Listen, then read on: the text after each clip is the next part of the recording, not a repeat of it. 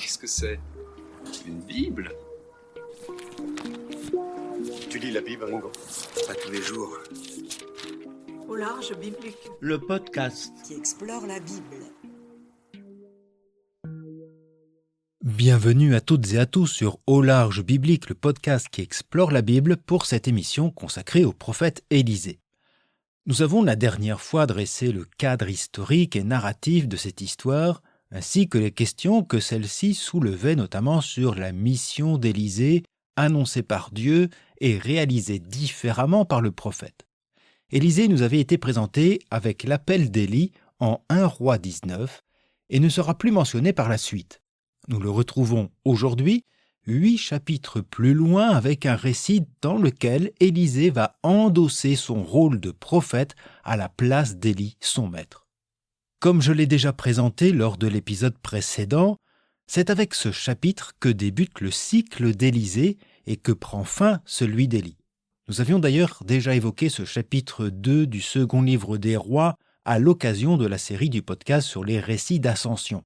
Cette fois, nous allons aborder ce récit du point de vue d'Élisée, ce à quoi d'ailleurs le texte nous oblige. Il est le personnage principal que le narrateur nous fait suivre. Avec lui, nous serons les spectateurs de l'ascension d'Élie avant que nous devenions les témoins des prodiges sitôt accomplis par ce nouveau prophète.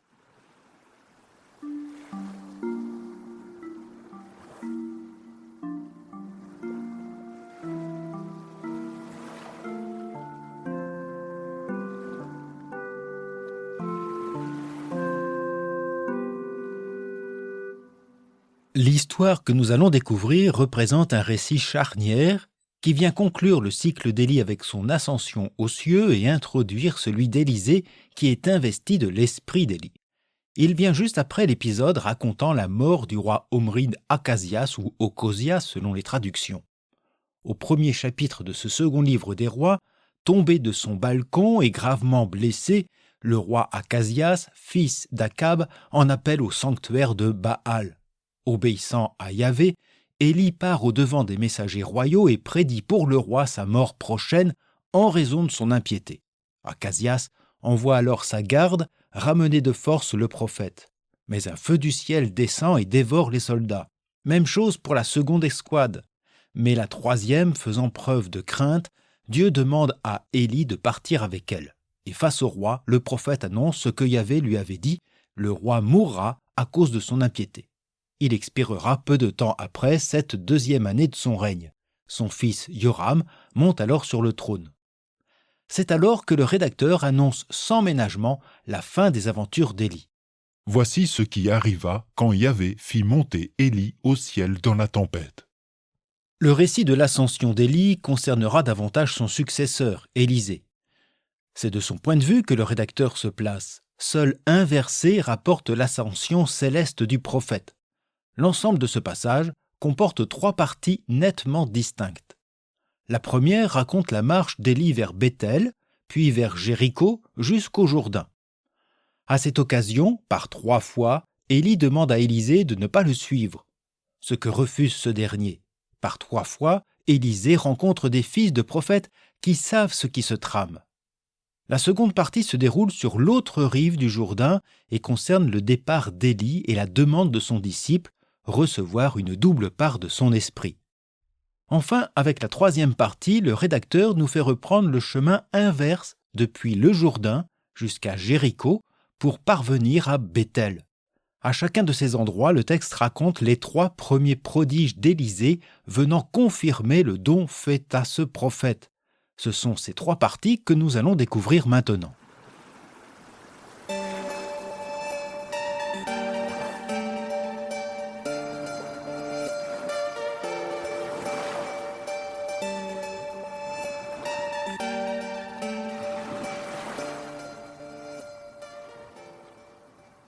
Élie dit à Élisée, « Reste ici, je t'en prie, car le Seigneur m'envoie jusqu'à Béthel. » Élisée répondit, « Par la vie du Seigneur et par ta propre vie, je ne te quitterai pas. » Et ils descendirent à Béthel.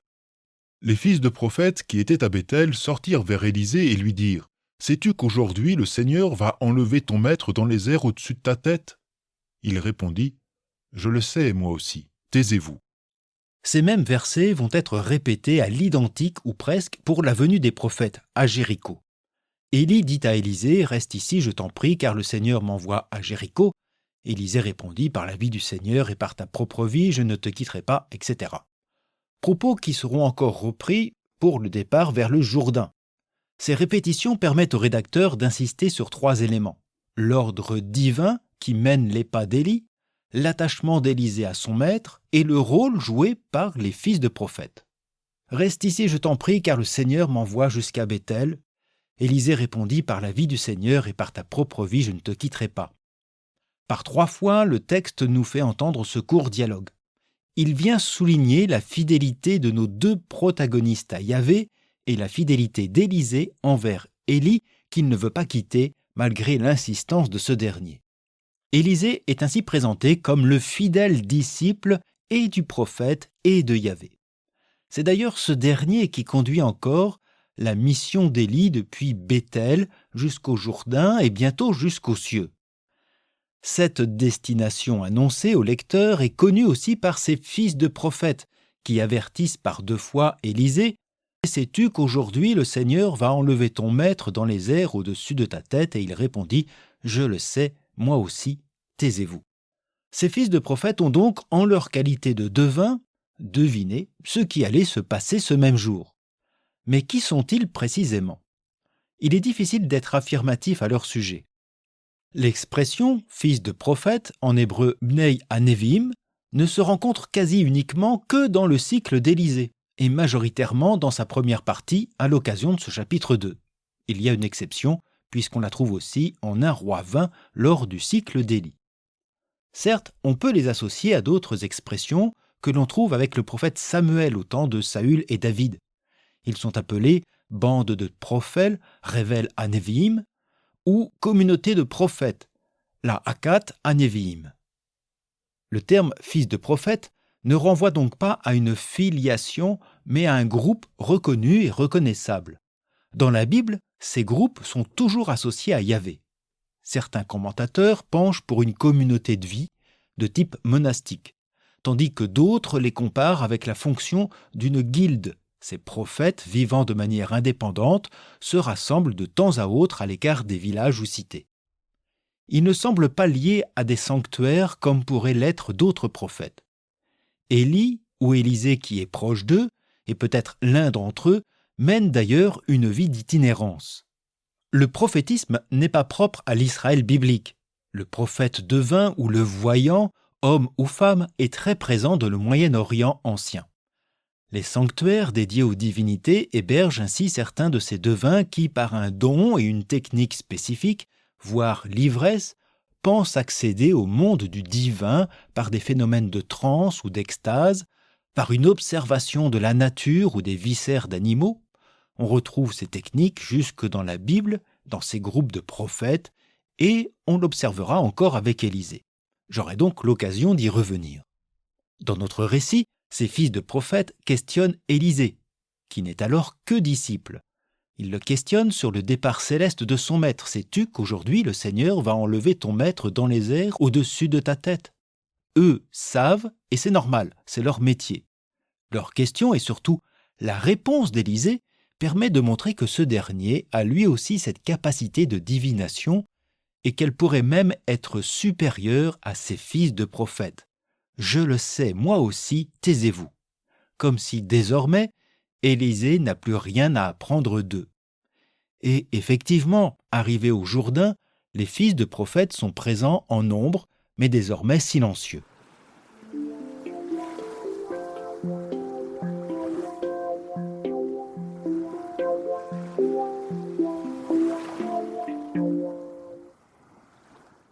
Élie dit à Élisée, « Reste ici, je t'en prie, car le Seigneur m'envoie au Jourdain. » Il répondit, « Par la vie du Seigneur et par ta propre vie, je ne te quitterai pas. » Et ils s'en allèrent tous deux.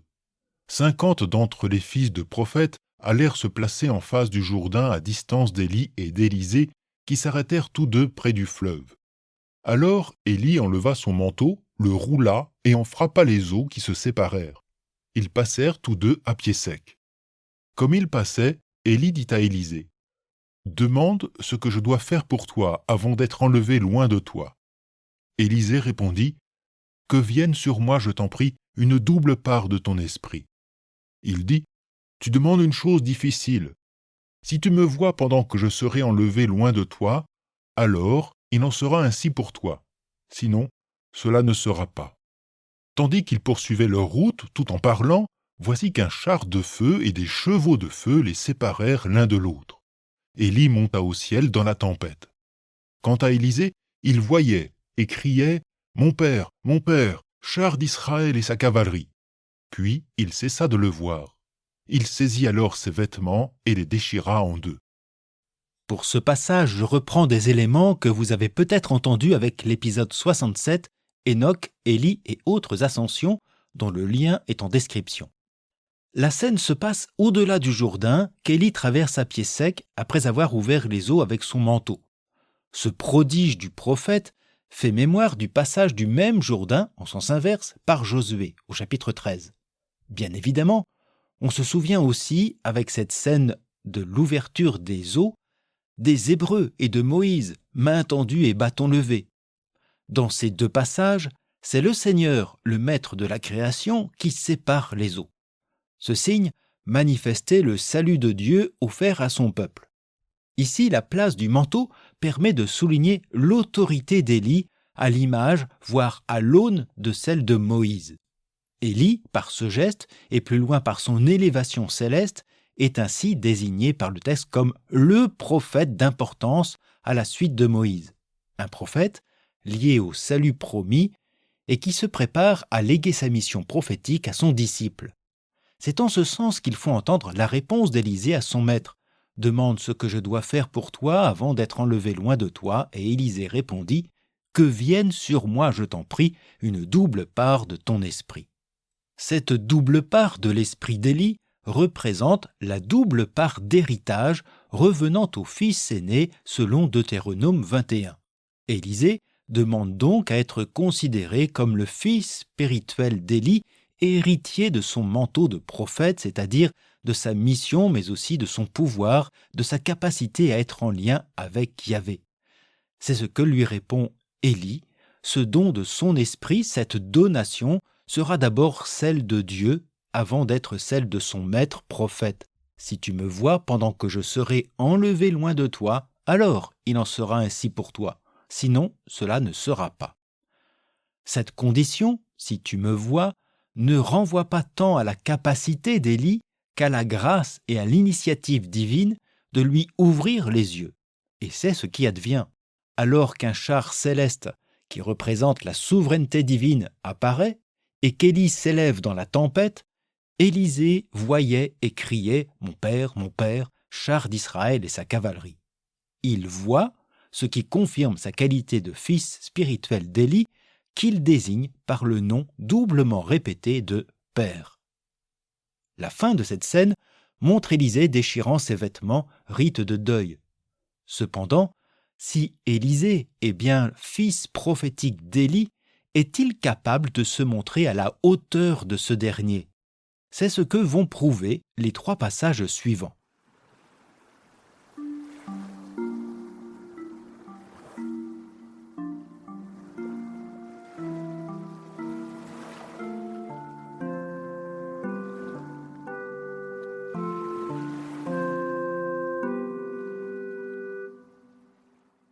Trois prodiges viennent ainsi confirmer le statut, pour ne pas dire la stature, d'Élisée depuis cette double part d'esprit reçue. L'ensemble de ces 3 petits épisodes nous permet aussi de reprendre le chemin à l'inverse depuis le Jourdain, Jéricho jusqu'à Béthel. Comme son maître, Élisée retraverse le Jourdain.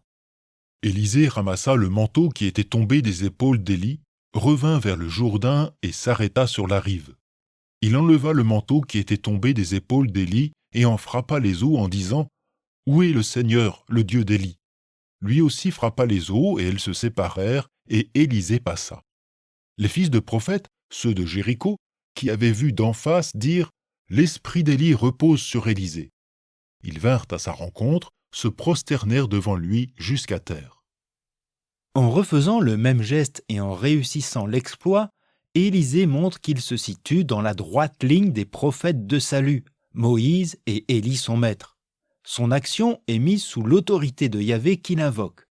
Élisée poursuit donc l'œuvre d'Élie comme l'indique la réaction des fils de prophètes. L'esprit d'Élie repose sur Élisée. Il est désormais revêtu de la même mission et des mêmes pouvoirs. En se prosternant devant Élisée, ses fils de prophètes reconnaissent sa supériorité. Celle-ci est mise en lumière à la suite de ce passage en montrant la science moindre de ces devins. En effet, les fils de prophètes partent à la recherche d'Élie pensant qu'il a dû atterrir plus loin. Mais Élisée sait qu'il n'en est rien.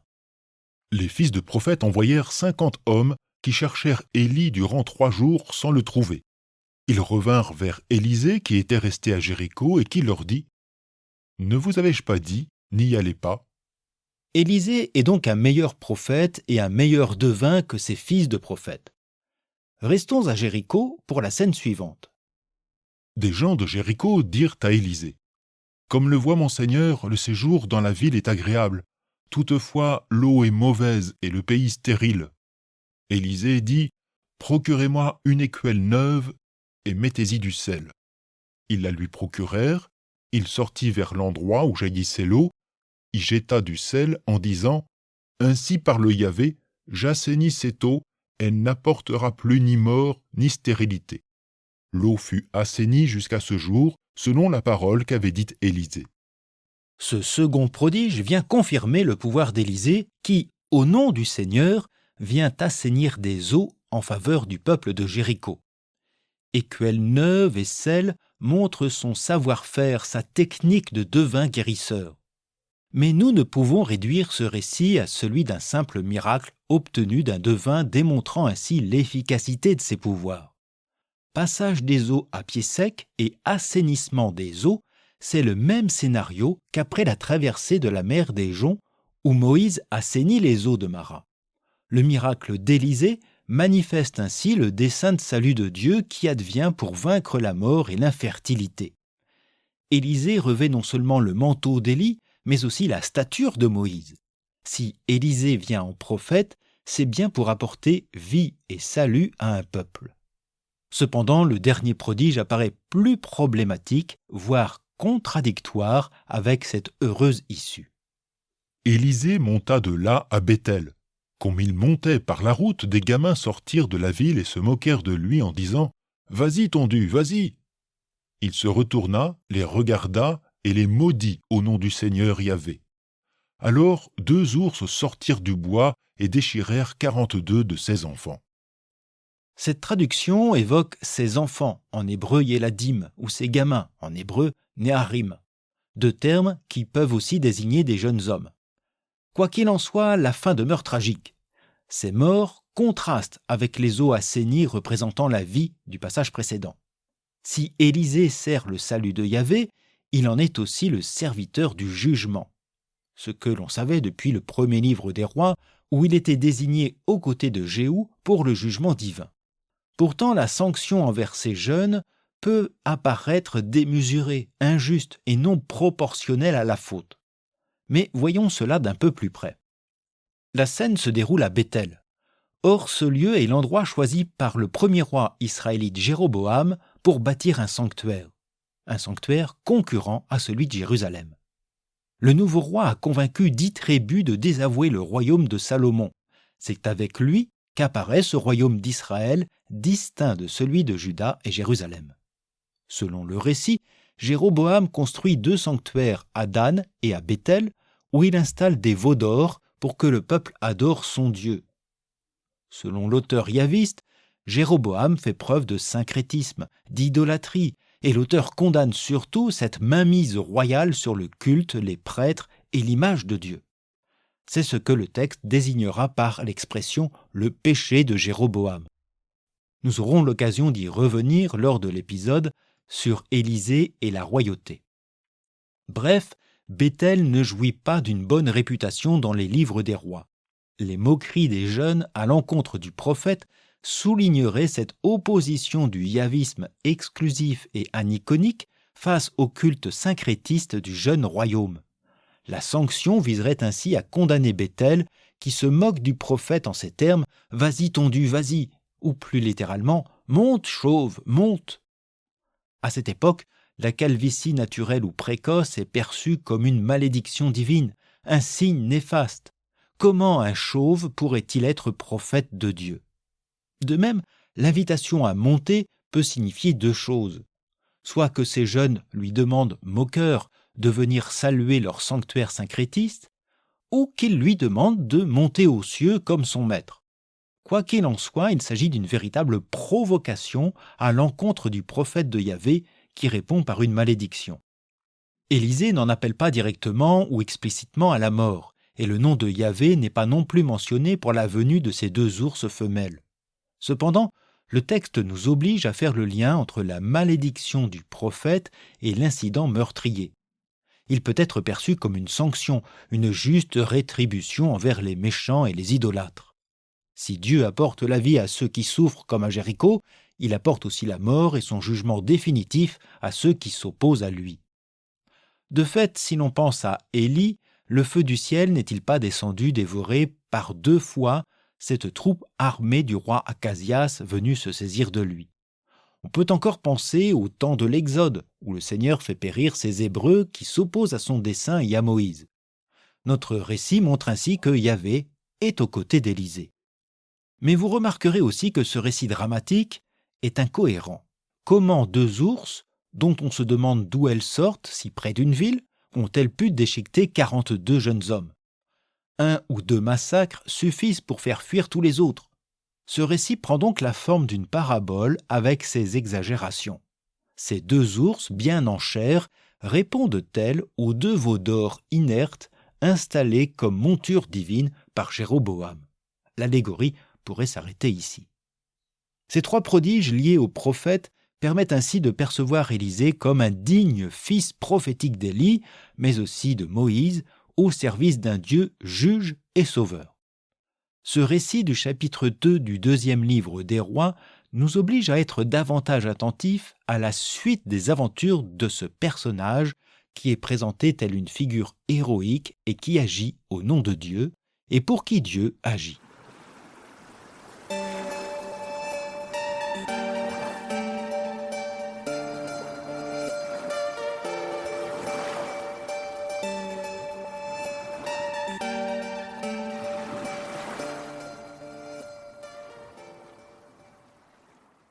Le manteau d'Élie repris par Élisée sert à confirmer son autorité et ses pouvoirs de prophète de Yahvé. L'esprit d'Élie repose sur lui et le Seigneur est avec lui. Salut et jugement divin semblent être entre ses mains. On attendrait de lui la vengeance divine envers tous les idolâtres et le salut pour les fidèles de Yahvé. Mais la suite des aventures d'Élie, l'homme de Dieu, risque alors de nous décevoir ou au moins de nous surprendre. C'est là où je trouve que le rédacteur biblique est plutôt doué dans la gestion de son intrigue. Le lecteur est dans l'expectative, voire dans l'espoir de ce jugement définitif. Dieu, par son prophète, a montré qu'il en avait les moyens, comme l'a montré la parabole de la mort des 42 jeunes. Mais est-ce le dessein de Dieu et la mission de ce prophète? Les récits suivants vont nous montrer Élisée aux côtés du roi Omride, Yoram, mais aussi dans des récits d'actes prodigieux assez surprenants et qui vont nous interroger sur cette notion de rétribution divine. C'est à ces récits de miracles que nous allons nous intéresser les prochaines fois. D'ici là, je vous souhaite à toutes et à tous une bonne journée, une agréable soirée, et je vous dis à bientôt sur Au large biblique.